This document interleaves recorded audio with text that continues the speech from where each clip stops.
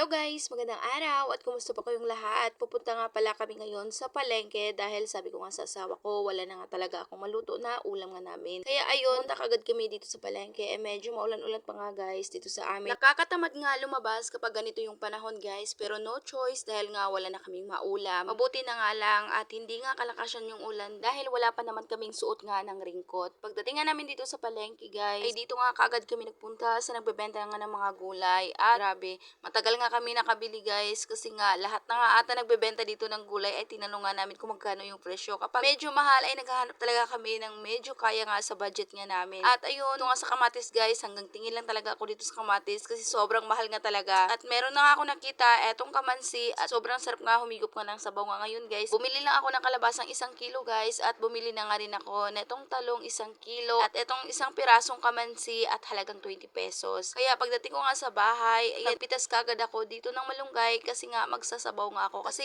dito nga sa kamansi guys, yung masarap nga luto nga dito ay yung nilaga o yung sinabaw. Yan yung masarap nga luto nga dito sa kamansi guys. Inimay ko na kaagad etong mga gulay at etong kalabasa guys dahil nga medyo malaki-laki to. Ayan, hinati ko lang to. Pagkatapos, binalik ko na nga sa plastic itong kalahati dahil nga iulam pa nga namin to sa susunod na araw. Pagkatapos, binalatan ko na nga etong kalabasa guys. Kapag nagluluto nga ako ng kalabasa guys, binabalatan ko talaga yan kasi ayaw nga ng mga bata kasi matigas nga daw yung balat. Pero noong mga bata pa kami guys, hindi talaga yan, kapag nagluluto nga kami ng merong kalabasa, hindi talaga yan pinabalatan nga ni mama. Dahil nga, eto daw balat nga ng kalabasa guys, ay isa nga daw to sa nagpapalinaw ng mata. Pero para sa akin guys, ngayon, yung nagpapalinaw talaga ng mata ay yung pera. Charing.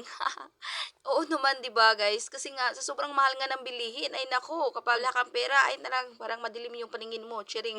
Pagkatapos ko nga pala mahiwa etong kalabasa, guys, sunod ko namang balatan etong ang kamansi at etong kamansi, guys, ay kaling tulad nga to sa langka kasi nga meron din siyang dagta, madagta din siya, guys. Kaso yung langka ay malaki nga, pero eto ganito lang talaga kalaki yung mga kamansi. Paborito ko talaga etong gulay na to, guys, kaya kapag meron nga ako nakikita dun sa palengke nga ganito ay bumibili talaga ako. Pero hindi ko nga alam guys kung ano namang ibang luto nga na masarap nga dito kasi yung alam ko lang talaga sinabaw nga yung pagkaluto. Kasi noon, yun talaga yung ginagawa namin, walang iba guys kapag kamansi. Hindi katulad sa langka na pwede mo nga siyang gawin na ginataang langka, pwede mo siyang gawing adobo. Pero dito sa kamansi guys, wala talaga akong ibang alam na luto nga dito kundi isabaw mo nga lang. At pa-comment naman dyan kung ano bang ibang masarap nga luto nga dito sa kamansi. At ayan guys, binalatan ko na nga etong kamansi at kailangan talaga hindi mo nga siya kapalan sa pagbalat kasi nga manipis lang talaga yung balat nga nito at kapag kapalan mo nga ay naku, wala ka nang makukuha kasi maliit nga lang to. At pagkatapos ko nga mabalatan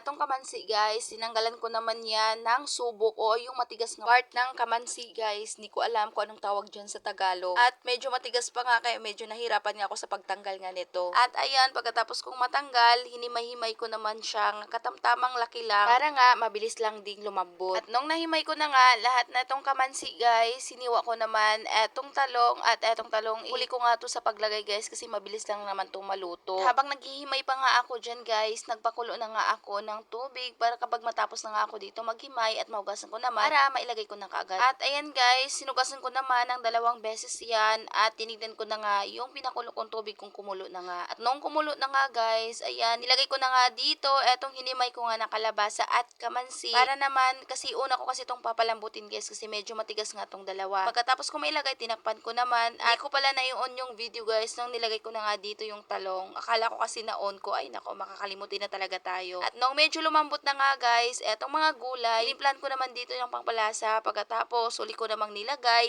etong malunggay at ayan, luto na. Kain po tayo. Thank you Lord sa lahat ng blessing. At sobrang sarap talaga guys ng ganitong luto. Talagang mapaparami ka talaga ng kain. At yan lang muna for today's video. Maraming salamat po sa inyong panonood. God bless.